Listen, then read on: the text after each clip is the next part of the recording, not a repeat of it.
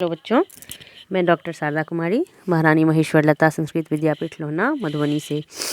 बच्चों, आज हम शास्त्रीय प्रथम खंड के लिए गुप्तकालीन धार्मिक स्थिति का जो शेष भाग है, जो आगे का भाग है, जो कल हमने पढ़ा था गुप्तकालीन धार्मिक स्थिति के बारे में, और उसके आगे के भाग को हम आज पढ़ेंगे, उस पर आज चर्चा करेंगे। कल गुप्तकालीन धार्मिक स्थिति की चर्चा करते वक्त हमने बताया था कि गुप्तों का राजधर्म, जो गुप्त सम्राटों का राजधर्म जो है वो वैष्णव धर्म था, लेकिन उनके समय में वैष्णव धर्म के साथ साथ जो है शैव धर्म को भी संरक्षण प्राप्त हुआ और अन्य धर्म को भी जो है संरक्षण प्राप्त हुआ। ऐसा हम नहीं कह सकते हैं कि अन्य धर्मों के प्रति उन्होंने असहिष्णुता की नीति अपनाई, बल्कि सभी धर्मों के प्रति वो सहिष्णु रहे। तो बच्चों, जैसे कि गुप्तकालीन धार्मिक जीवन में हम देखते हैं कि उनके समय में सूर्य पूजा जो है, जो सूर्योपासक लोगों का संप्रदाय था, वो भी प्रचलन में था। विक्रम संवत 529 के मंदसौर शिलालेख के प्रारंभिक कुछ श्लोकों में जो है सूर्य भगवान की स्तुति की गई है। बुलंदशहर जिले के माडास्यात नामक स्थल पर सूर्य मंदिर होने के साक्ष्य मिले हैं। इसके अलावा मिहिर कुल के ग्वालियर अभिलेख से मातृचेट नामक नागरिक द्वारा ग्वालियर में पर्वत श्रृंग पर एक प्रस्तर सूर्य मंदिर बनवाने के साक्ष्य भी मिले हैं। सूर्य के अनेक नामों में से अभिलेखों में लोकार्क, भास्कर, आदित्य, वरुण, स्वामी एवं मार्तंड नाम मिलते हैं। गुप्तकाल में जो है ये सब नाम मिलते हैं। तो इस आधार पर हम कह सकते हैं कि सूर्य उपासक संप्रदाय जो था, यानी जो लोग सूर्य उपासना में रुचि रखते थे, जो उसके पक्षधर थे, उनका भी संप्रदाय गुप्तों के समय में प्रचलन में था।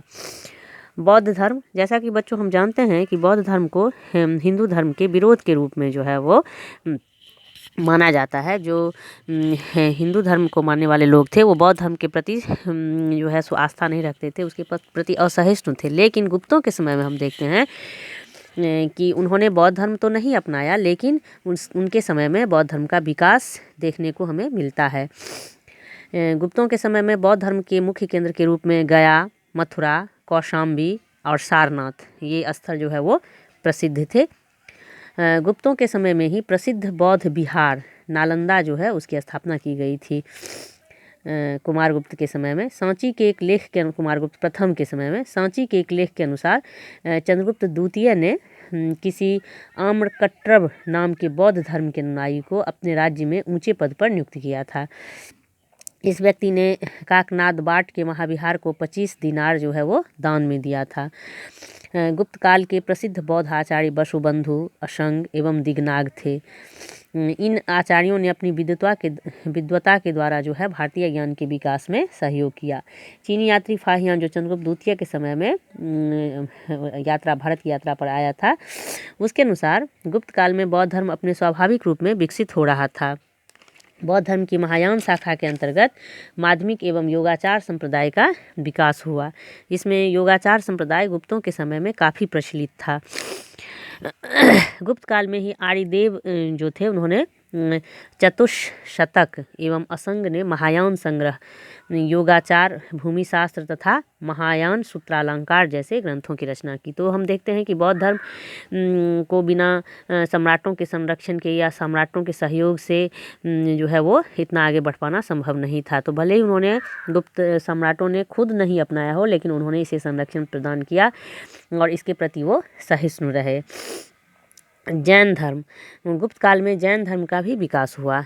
गुप्तों के समय में ही मथुरा 313 ईस्वी एवं वल्लभी 453 ईस्वी में जैन सभाएं आयोजित की गई थी।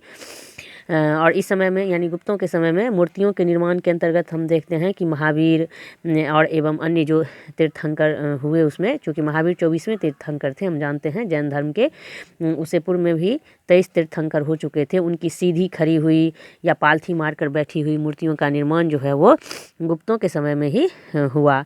गुप्त काल में जैन धर्म मध्यम वर्गीय एवं व्यापारियों में खूब प्रचलित था।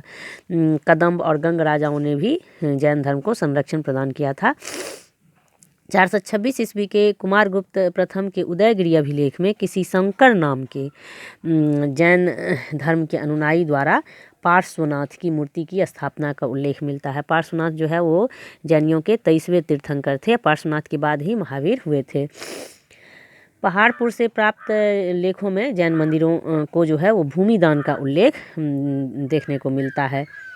कहोम अभिलेख से भी स्पष्ट होता है कि स्कंदगुप्त के समय मद्र नाम के व्यक्ति ने 5 जैन तीर्थंकर आदिनाथ, शांतिनाथ, नेमिनाथ, पार्श्वनाथ और महावीर, इन पांचों की मूर्तियों की स्थापना कराई थी। मथुरा अभिलेख के वर्णन के अनुसार कुमारगुप्त प्रथम के समय में हरिस्वामिनी नाम की जैन मतावलंबी महिला ने जैन मंदिरों को दान दिया।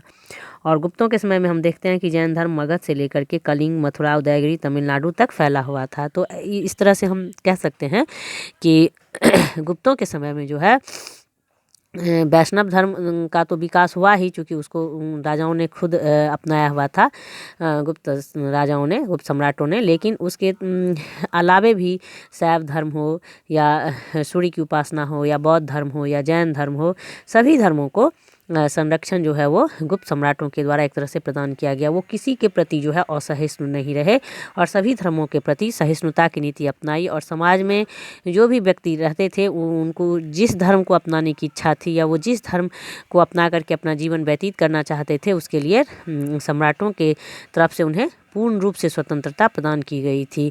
अगर ऐसा संभव नहीं होता तो फिर हम बौद्ध धर्म के अंतर्गत देखते हैं कि जो समय में ग्रंथों की रचना हुई या फिर विहारों का निर्माण हुआ, या फिर जैन धर्म के समय में हम देखते हैं जो जैन मंदिरों को दान दिया गया या जैन तीर्थंकरों की मूर्तियाँ बनवाई गई, ऐसा संभव नहीं होता। तो बच्चों, हमने गुप्त के समय में धार्मिक स्थिति के बारे में जो है अध्ययन किया है। अब अगली कक्षा के दौरान गुप्तों के समय से संबंधित कुछ अन्य बातों पे, कुछ अन्य टॉपिक पे जो है कोई अन्य टॉपिक पे चर्चा करेंगे। आज के लिए इतना ही। धन्यवाद।